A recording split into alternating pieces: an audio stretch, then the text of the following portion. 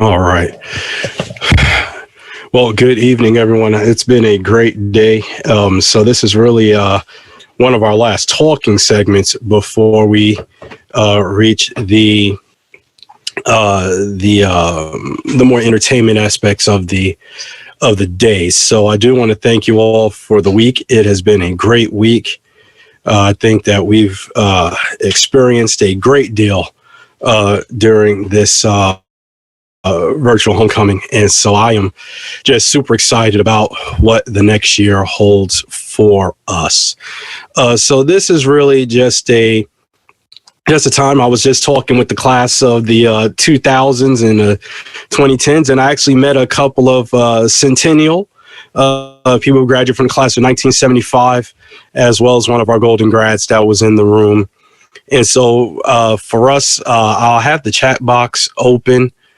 And so whatever questions that that you do have, just throw them in that chat box, and then I'll try to answer them to the best of my ability. If I cannot answer them, I will let you know, and then we'll try to research that and try to find those out to you later. So really, the floor is more yours than anyone else. And I just want to say thank you if you were able to check out the State of the College address today. You really were able to see everything that was going on. And I just had the privilege of talking, with someone who said, Keith, our class, and this was Miss Sarah, she said our class had over 900 freshmen. I was like, wow. So that probably will go down in Knoxville College history as being one of the largest classes of all time. But I am thankful to each one of you as KC alum. If you missed our hour of giving, my thanks to the men of Omega Psi Phi, the alums from the Beta Epsilon chapter, for their most generous contribution, and also to their Grand Basilisk, Dr. David Marion, for his contribution as well. And so I think that as we end off this homecoming, we've had a great week. We kicked off Monday with Chief Eve Thomas and KPD, our Knoxville Police Department. We had a chance to talk with Dr. Brittany Mosby, with THEC, to talk about the role of HBCUs and the role that Knoxville College plays in this HBCU partnership. Then we had a great conversation with Dr. Monair Greger about the COVID-19 crisis, and what do we do from a social justice and health standpoint. And we also had a great conversation with our own Leonard Adams that talked about why community development is really in the future for our HBCUs. And so we have had an outstanding week of talks and even outstanding events. I'd like to thank the Blue family for having the Meet the Band, Battle of the DJs. We had the OJs one night. We had Earth, Wind, and Fire one night. I'd like to thank Miss Malika for having her Austinese West African dancers, show us what they do over there. Those are our young people, that we support on that avenue. I'd like to thank the Qs for letting me be their honorary DJ for a few minutes last night. I had a great time hanging out with them. And I mean, it has been a great time that we've had together. And so I am glad that we're able to meet in this virtual environment. I am sad to see it come to a close, but I am happy to know that the energy that we are taking from this homecoming is going to catapult us into 2021 and beyond. And so I'm super excited about that future. I'm super excited about that direction. And I know that we will definitely get there. I thank you, and this is all because of you, and it is all because of what you do to advance what Knoxville College is able to do and what we're able to accomplish. And so I tell people there's no gift too big, no gift too small.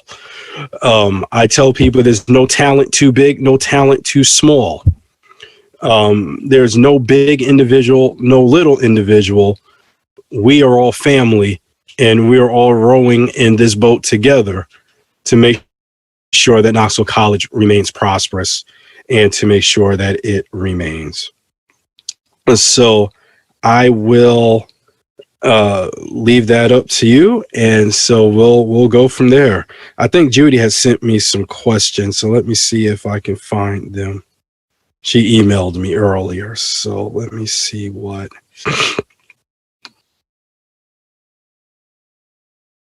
Okay, thanks, Paul.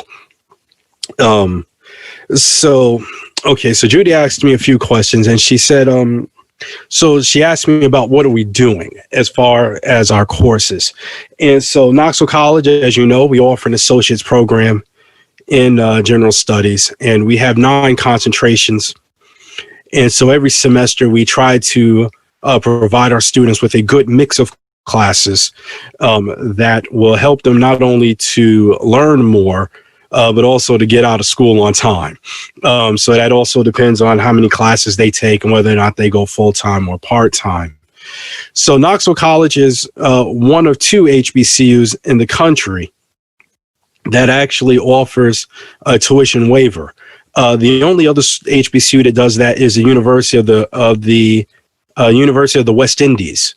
They are our HBCU that also provides a tuition discount or free program there. But we do offer a tuition waiver to our students. And so this semester, as I mentioned in my State of the College address this morning, that we have 32, well, we enrolled 35. We accepted 35 students this fall semester. We took on 32 active, 3 deferred. And so when we look at when we first opened our doors in 2018, that fall, we had 7. So we have grown from 7 to 32, over the past couple of years. And so we're still seeing a good increase, in our student enrollment. So from 7 to 32, you're looking at a good 400% increase in our student body. And so that is awesome. So the kind of classes that we usually offer, of course, we always offer our English classes. We also do our Spanish classes. This year, this semester, we did a public health course. And so I offered my services to that course. We also do our either sociology. This semester we did sociology. We did a contemporary issues in political science. We do a principles of economics, college algebra, U.S. history. And so we do a very good wide variety of courses. And so and then Dr. Bowers and I will look to see what we will offer, for the spring, to see what we will do. One question that Judy asked was, can a student who attended KC who did not complete their degree come back? That answer is yes, you can come back. However, you won't be able to receive that 4-year degree because the college is not authorized to issue 4-year degrees yet. Hopefully that will change within the next year. But for right now, if you did want to come back, you could come back and complete your requirements for your 2-year degree. And then once we get our 4-year degree back on track, we can go from there. Do we offer courses in Black history is another question that she asked. In our new curriculum, we will have more Afrocentric based courses. just due to the way our concentration is, we don't offer any at present. But think about writing one into our humanities that they can take as a maybe as a substitute to one of their U.S. history classes, that they could take a class in Black history. We just have to see how we can get that written up and put into the curriculum. And so the last question I think is the most interesting is, what is an online class like? Distance learning is so different from your traditional brick and mortar classes, like most of you were familiar with during your time when you matriculated at Knoxville College. So distance learning takes on more responsibilities, more of it's kind of a cooperative teaching, because you have your teacher on one side and you have your student on the other, and you have to coordinate and communicate with your student, and your student must coordinate and communicate with you. So it is very much a two-way street, more than the teacher standing up in front of you, teaching your lecture, handing you your courses. You sit in that classroom for 45 to 50 minutes, hour and 15 minutes if you went twice a week, and then calling it a day and just seeing that teacher and spitting out exams. Distance learning really takes a lot more preparation on the professor's side. And I experienced that because I do teach the health courses, and I volunteer my time to teach a course. And I probably try to do one at least once a year, just to stay knowledgeable. But for me, it's preparing information that I not only want the student to know, but it is also, when I engage them in conversation, how can I properly teach them? And so it takes a lot of concentration.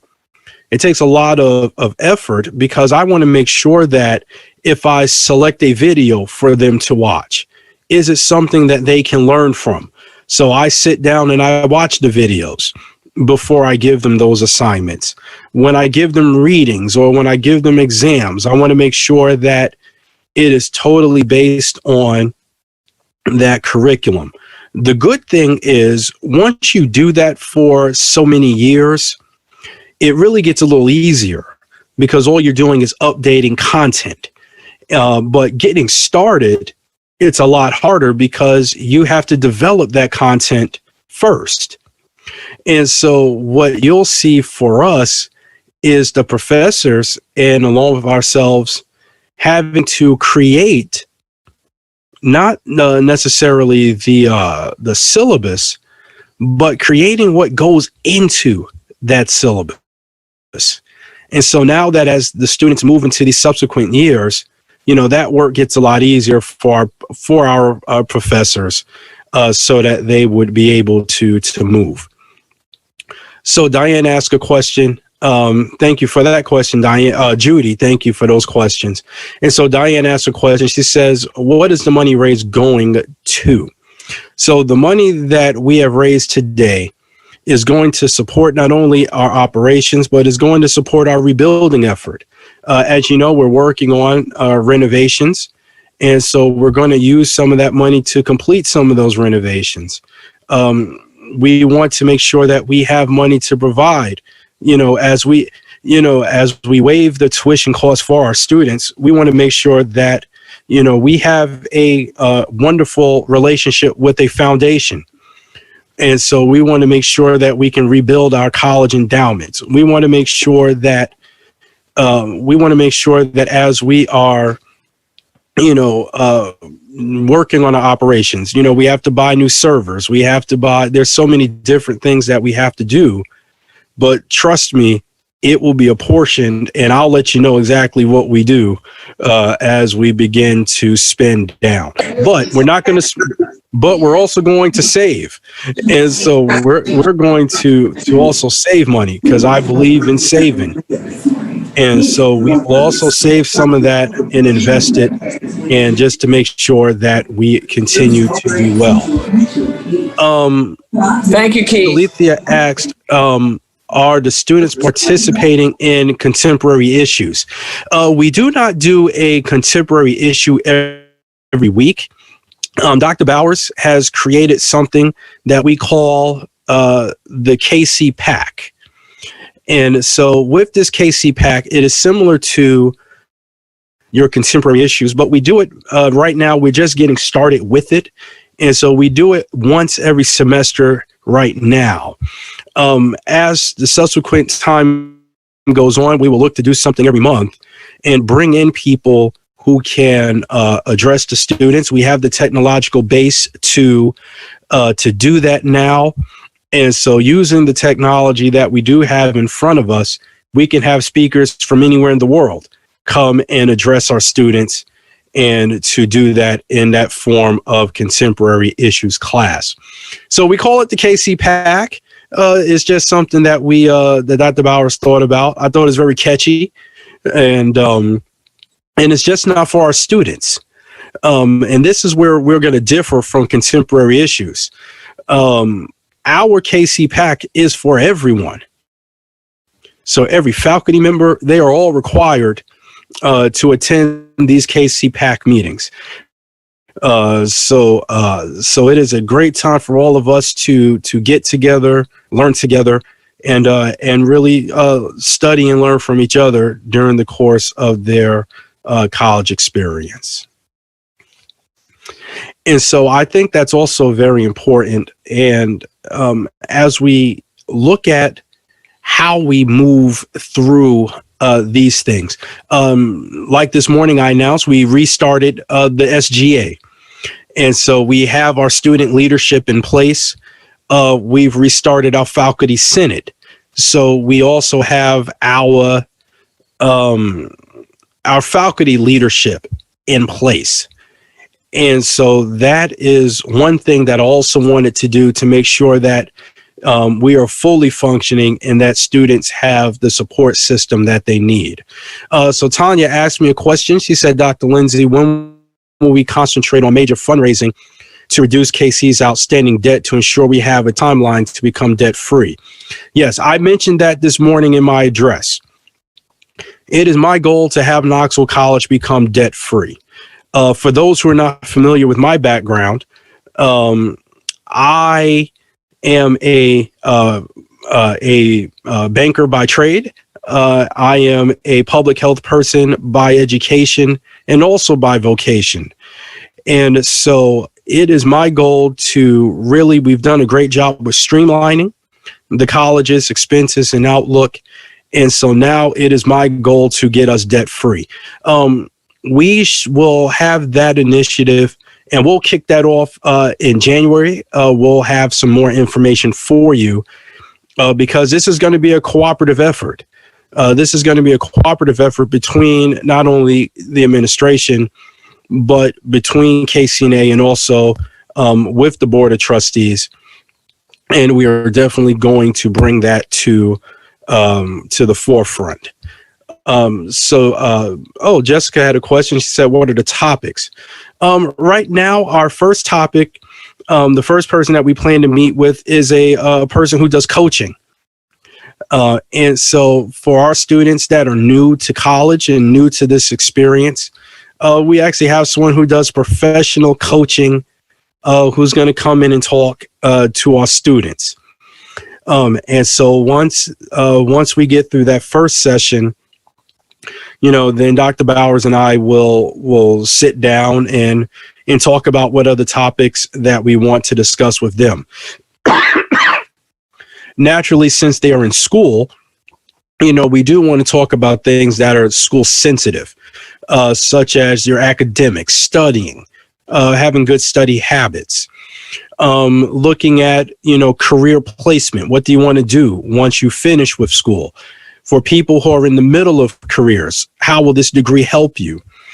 And I'm glad that you mentioned that, because that also brings up the relationship that we have with and this is a new partnership that we established with the American Association of University Women. If you're not familiar with the AAUW, please look them up. they look at empowering women. They look at empowering women in the workplace. They look at empowering them for careers.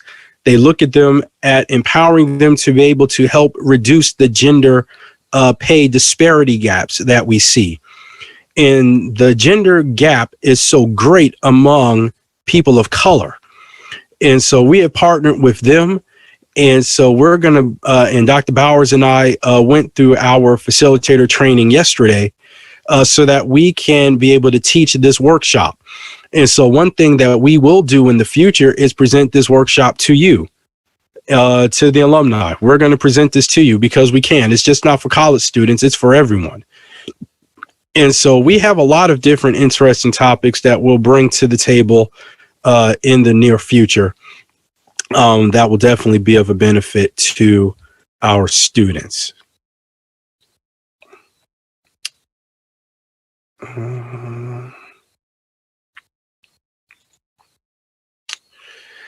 So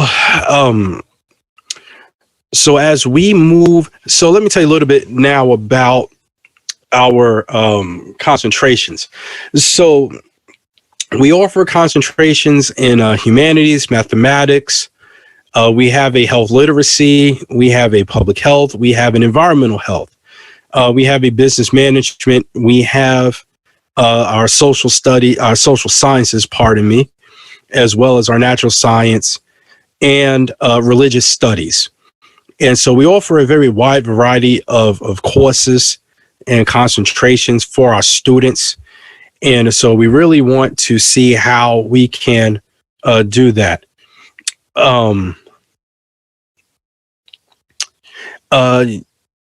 Yes, Michael asked a question. He said, are there more specifics with debt-free? We keep kicking the can down the road. Is there a definitive plan in place, or will you roll that out in January? Yes, Michael. We will have those specifics in January. And yes, I do agree. You know, we cannot keep holding out on this issue. You know, I think this is one issue that we must address, and that we must address it on the head and like a hammer on the nail. You know, we've got to drive through this. And so in January, we will definitely put this plan out and encourage everyone to get on board with what we're going to do. I think that we can do it. I know that we can do it. I was speaking with, I was speaking with the president of Morris Brown. And I was talking with him about what they were doing with their school and looking at how he has made good plans to move them. I spoke with the president of Bennett College, and all those that are familiar with Bennett, Sachs had come to Bennett and said, we're going to take your accreditation unless you raise $4 million. And they had to raise this money within a period of, I think, 30 days. Well, not only did they meet Sachs 4, they met their 4 and saw them 4 and did 8. And so I know that we can do it if we know that it's going to benefit this great institution. The enrollment goal, Vaughn asked, what's the enrollment goal for spring 21? Well, we're already in the middle of our academic year. So usually in the middle of an academic year, we try to retain all the students that we have from the spring and try not to lose any of them before for the next year. So really, for me, you don't really see too many students enter college mid-year. Usually you catch them more in the fall, but we do have some spring defers. And so what we do is we get out and we do broadcast that we have classes open in the spring.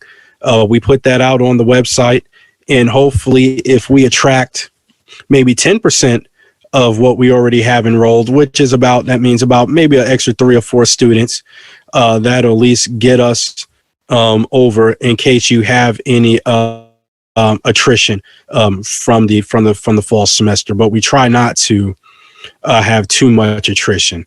But we do have students withdraw for different reasons, whether it be personal whether it be academic, or for illness. So we do sometimes have some attrition, but we do hope that for those who are deferred their enrollment, will go ahead and sign up, which will take care of some of that slack. Oh, you're welcome.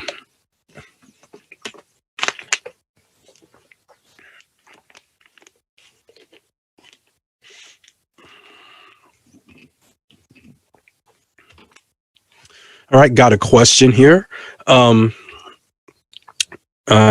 Leonard, thanks a lot. Good question. So he says, Dr. Lindsey, has the pandemic and the social unrest produced any new opportunities for KC to play a leadership role or programming that will garnish additional funding?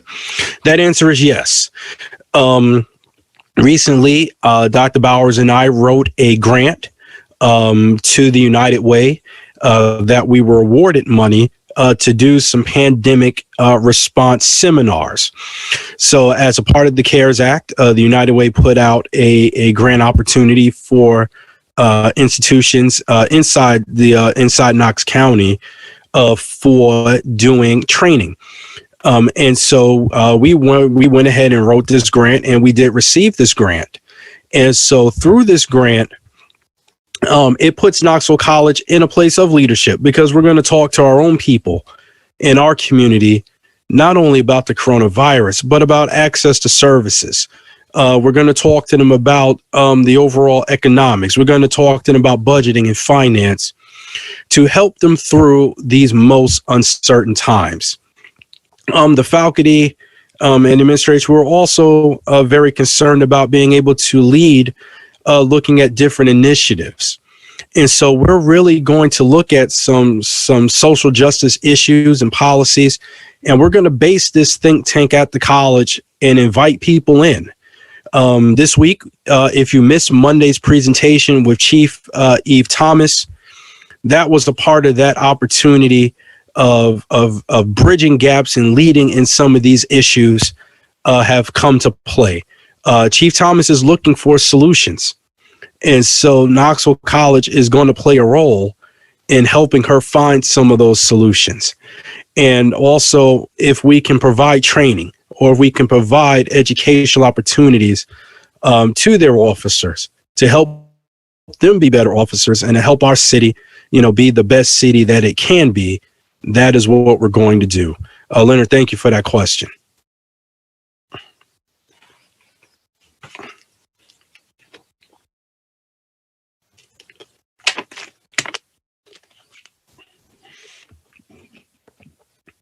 One thing that I also wanted to bring out that I talked about, as you look at our revamped website, you also saw that there was a banner there to buy Knoxville College merchandise. Knoxville College has entered into an affiliate agreement with Prep Sportswear. And so when you click that link and you buy from their site, we have officially partnered with them, and we receive 12% of that sale. So when you go there and you purchase something from them, they will turn around and send us commission. So it is a excellent way of producing residual income for us. And also, I want to have this be a clarion call to those who want to. I know everybody wants to buy Knoxville College merchandise. I know that people always want to wear Knoxville College merchandise. And so now we have a place where we can meet that need for you. And so once again, I always stress, when you buy from Knoxville College, you support Knoxville College. And so that is what we're seeing. We've had a great time with the sales, and we do have other things on tap to bring to you. And so we're always steadily expanding our merchandising repertoire. And so we hope to make sure that we do that. Over the next couple of months, we may have something more to present to you. So please stay in touch, and we'll definitely put that out as soon as it comes. Deborah writes, a house on campus was demolished. Buildings on campus. Deborah, the house that we had to demolish was actually falling in on itself. And so it was something that was posing a risk to our community and to our neighbors. And so we had no choice but to do that. There is only one other building that sits on campus that provides that same type of danger, and that would be the College Center. As you know, back in 2016, there was a fire in that building. And so actually, there have been two fires in that building, and a lot of water damage has also been done to that building, to the point where rehab is probably not going to be possible. So that is one of the buildings that I have slated for demo, but that will not occur, not right now, but it is on the list of the other one that should be needing to come down. And so, Deborah, thank you for that question. Michael wrote, Dr. Lindsey, for the grant writers on the line, there's one issue that continues to plague us and keeps us from getting major grant money. Have you researched any grants outside of those that require accreditation? Yes. Dr. Bowers and myself, we are grant writers. I was a grant writer and reviewer I was a grant reviewer actually for the state of Tennessee. And Dr. Bowers is also a grant writer. So yes, we are looking for grant opportunities. And one opportunity that has presented itself to us is a grant through the, make sure I get this right, the National Preservation Trust. And so there is a letter of intent that needs to go out by the end of the month. And so we are working on writing that LOI up so that we can go after some grant dollars. So there are some out there. Most of them, if they're on the federal side, they're always tied to accreditation. And so sometimes that knocks us out. But sometimes we're able to advocate. And so I talked with Jonathan Hollyfield, and I've met with him, and I've met with different people to see how can we, continue to be involved and be able to get or obtain or be awarded, some of these grant dollars. And so that is one thing that we do look for. And so as those grant announcements roll down, we do look at the qualifications, and it doesn't hurt to apply. If they tell us no because we don't have accreditation, that's fine. But I don't think that we should not apply, because of it. I'd rather them turn us down because it gives us the experience of writing those grants on that level. Thanks for the question.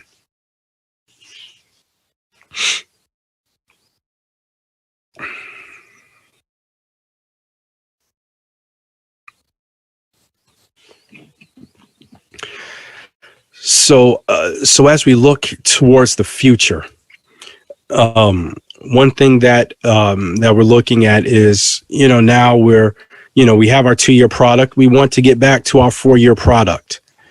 And so I want to make sure that as we are contemplating, it was inside of my initial vision to get Knoxville College back to offering its 4-year degrees. And so I actually have the framework of that in place. And so I do hope to get that shored up within the next few months so that it can be reviewed, approved, and sent on to the Tennessee Higher Education Commission for approval.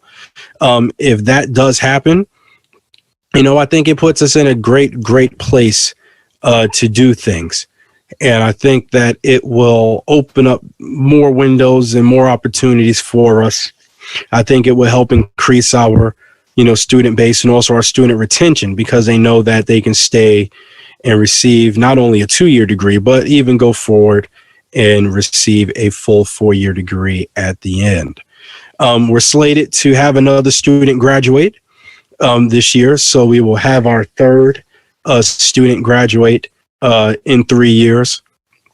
And so we're definitely getting our students in, matriculating them, educating them, and graduating them. That is our goal, and that's what we should do. Diane asked a question: is the audit up to date? Yes, our audits are all up to date. We just received back our last audit. And so for the last 3 years, our audits have all been filed and completed. Our 990s have all been turned in on time to the federal government. And so it's proud to know that, we have done that.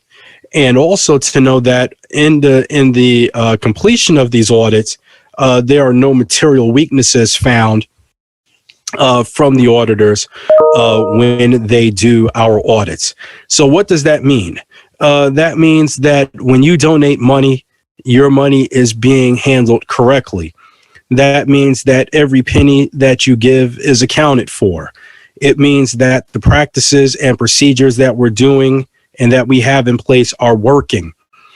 And it means, yes, Michael, and it means that we have been great stewards of your money.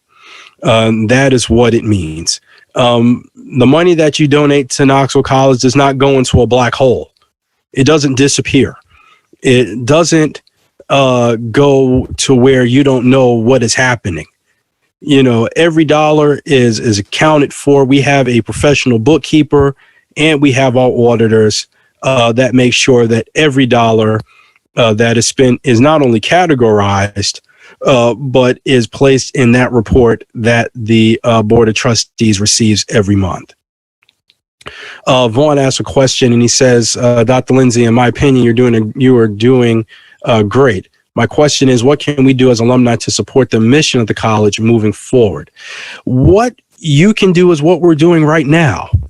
I think this virtual homecoming was the first step of moving our college forward together. I think the last 3 years of homecoming have set the table for us being able to work together to move our college forward. And Vaughn, I do believe that as we look at what we can do to support this mission, this mission is more than just supporting with dollars. There is a new initiative that I want to roll out. And I was going to announce this probably within the next week, but I'll announce it now. I want to create a new program called the Knoxville College Ambassador Program. And what I am looking for, I'm looking for mentors. I'm looking for people who are willing to be mentors. I want to match every student with a mentor, someone who will, check on them, or maybe once every 2 students, to have a mentor. I mentor kids with a program here in Tennessee. Mentoring works.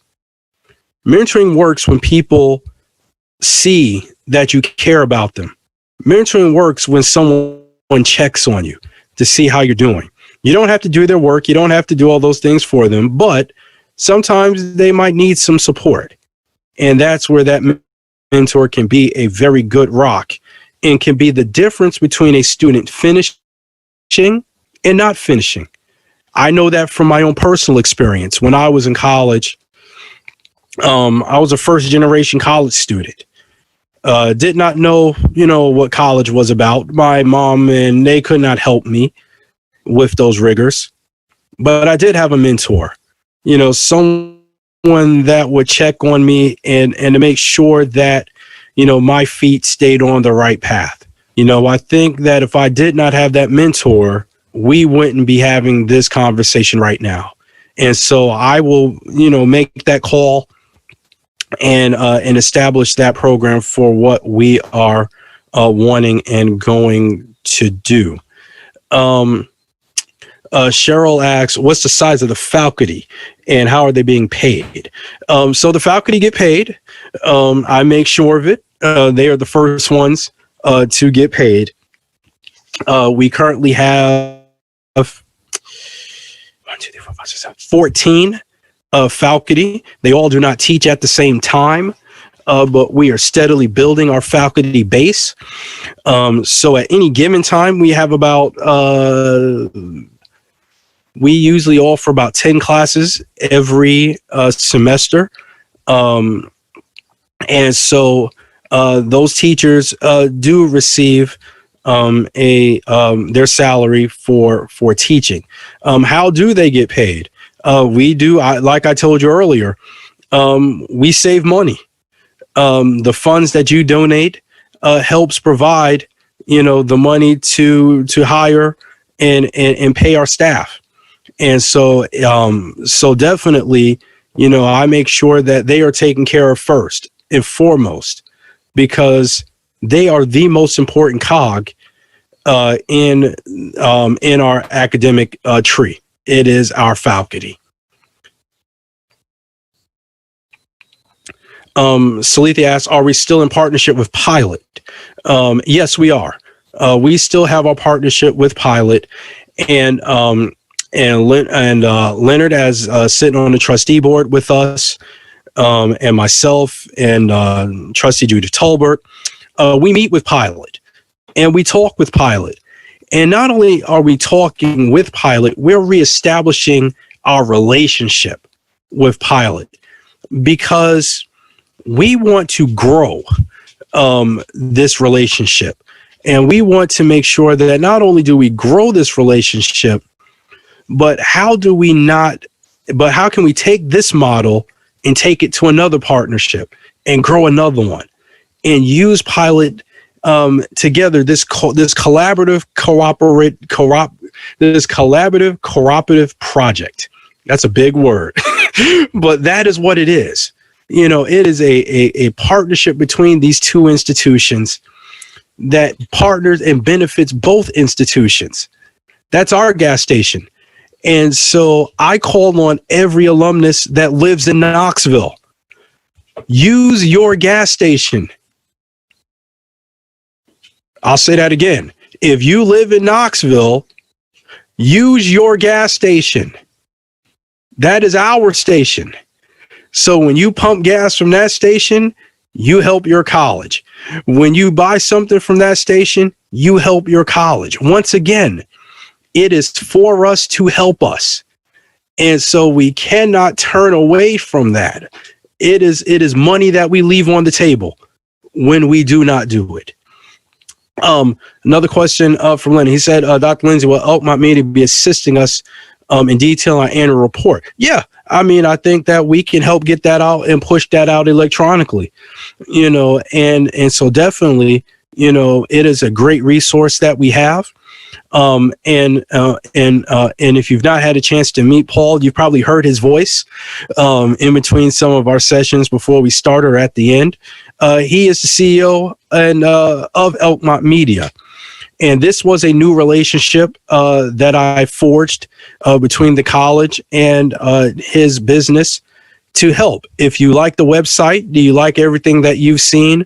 That is Paul working with me to get these things done.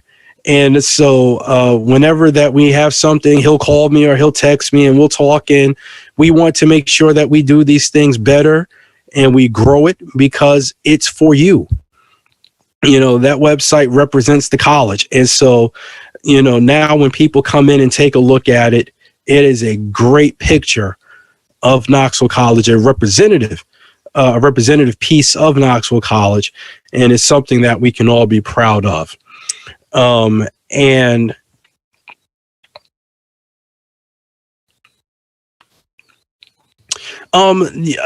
I think the relationship with Pilot has been around for, I would say, 20 years, now.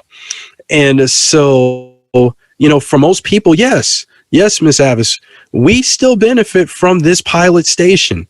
And so now we have to figure out, how do we help Pilot benefit from having that station there?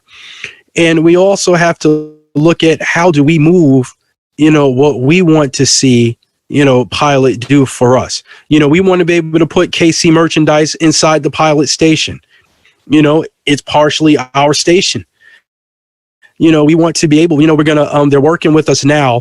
I'm working on getting the sign updated. So we're going to have a brand new sign, placed on the outside of the of the station. And so we have so many, different things. And yeah, I think the word is more promotion, and I agree. I think we do need to promote this relationship, because promoting this relationship, helps Pilot. It helps Pilot to see that we value this partnership, that we want to steer people in there to help with their numbers, and then on the back end of that, it helps us, because when we market and promote this Pilot, it also produces income that generates back to Knoxville College.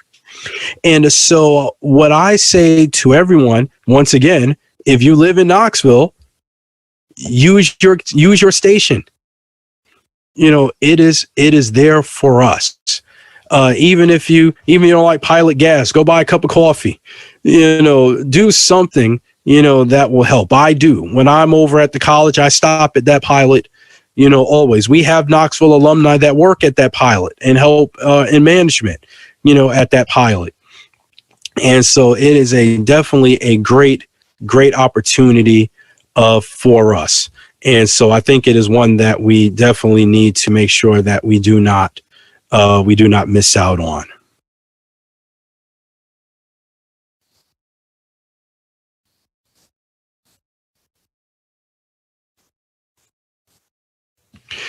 So,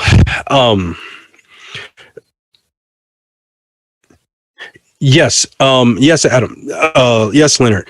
When we met with Pilot during our last meeting, we did discuss, being able to do marketing on our website and vice versa. And so basically what they're doing right now is they are talking with their legal, to make sure that they can do it. We know for sure it's not a problem for us to stick a Pilot banner on our website and put it up there and advertise. But I guess they just want to make sure that they're able, to do that on their end from their corporate. And so once they give us that okay, then yes, we will cross promote our information. And so not only that, yes, we do have a chance to put on not only the history of the college, but also what we're doing at the college. And so that when people visit Pilot's website, the first thing they'll see is, man, they got a relationship with an HBCU. This is something that most people really, they don't know. They may see that Knoxville College sign or the big granite, sitting on the station, but they may not understand the depth of that relationship. And so I think that when we can really flesh out and understand and talk about the depth of that relationship, then definitely it puts us in a position to go out and get more. Because we can really show that this is an active partnership, not a passive one, an active relationship. And that's what we really want to be able to put out to the people, that it is an active relationship. And so I think that will really drive us. And so I'm really hopeful that as we move that, because I want to go back to what I said this morning. And this is something that I want to leave you with, as we wrap this up. Knoxville College is not an educational institution with business aspirations. Knoxville College is a business. And our product is education. It is service. It is advocacy. It is raising awareness. It is all of those things that you can say ... to. And so now when we do that, we have to start thinking better. It changes our thoughts. It changes the way that we approach things, because now we have to approach things with a different litmus. And I always ask, is it the best thing for Knoxville College? That's what any business does when they make decisions. Is it best for the company? Is it best for the business? But now we have to ask ourselves continually, is it the best for Knoxville College? And so because of asking that question, we've eliminated a lot of waste. We have restored a lot of our, community. We're restoring our community integrity. We are rebuilding relationships. We're regaining trust. We're rebuilding faith because of that one approach. And so I thank you for all of the years that you have stayed on this wall. And now we've got to put a ladder on that wall because we need some more people to climb it. And we need some more people to stand up on that wall and hold this torch high, to hold the light of Knoxville College high. One of the first things I did when I got on the campus was to restore the light in the bell tower so that people knew that Knoxville College is still here, that light is still shining, that those doors are still open. And so we want to make sure we carry that into 2021 and beyond. And so I am extremely thankful and humble for all of your support. Now, is everyone always going to be happy? No. Is everything always going to satisfy people? No. Will people sometimes want things to go their own way, and because it's not, stay away? Yes. But we are a family. And if anyone's got siblings, and I know we do, sometimes you got that family fallout. But I know one thing, that at the end of the day, family must always come together and circle around each other. And so that's what I call for Knoxville College. This is what I call for our alumni. This is what I call for everyone who supports Knoxville College and says that they love Knoxville College. We need for you to come home. And we need for you to climb on that wall and hold hands together so that we together can make a difference. So that is why we were stronger together. This is why we're stronger together, united with a purpose. This is why we're stronger together, reaching new heights. And so next year, we're going to have a different turnaround. And we're not going to have a stronger together. We're going to work on a different slogan. And that's what's going to carry us as we walk towards 150. And so that is what we aspire to and aspire for. And so I am forever thankful to you for your unwavering support. I'm thankful to you for your letters, for your emails. And yes, I read everything that comes across my desk. I read every letter. I read every email. And so I am truly thankful to each one of you that take the time out to do it. Know that it is read and it is well received. And so I thank you for it. And I continually pray for the blessings of our God upon you all.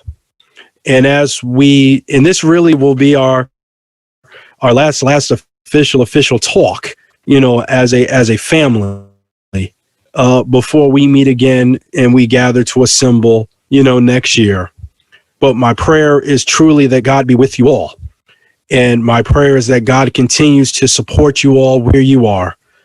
May he continually keep his face and countenance upon you, and that we continue to be in his hands and in his care until we meet again next year to celebrate another year of accomplishments at Knoxville College. And so I thank you. I thank you. I thank you from the bottom of my heart on behalf of my family who sacrifices along with me, on behalf of my first lady, who is a 95 graduate of Knoxville College. I thank you. And so Knoxville College is in our hearts because it is in my household. And so I make sure that it stays relevant and that it stays true to our mutual callings. And so hopefully you will join us tomorrow as we say goodbye to each other with a rousing speech by Pastor Darrell Arnold, one of our own 94 alumni, to say goodbye to us all. And so I hope that we will continue and keep that in our hearts. Please reach out to me always if you need anything. You have any questions, my door is always open. And so I thank you all. And everyone, please have a great week. I hope you've enjoyed your homecoming. And I hope that we will meet again soon. And I wish you all the best. Take care.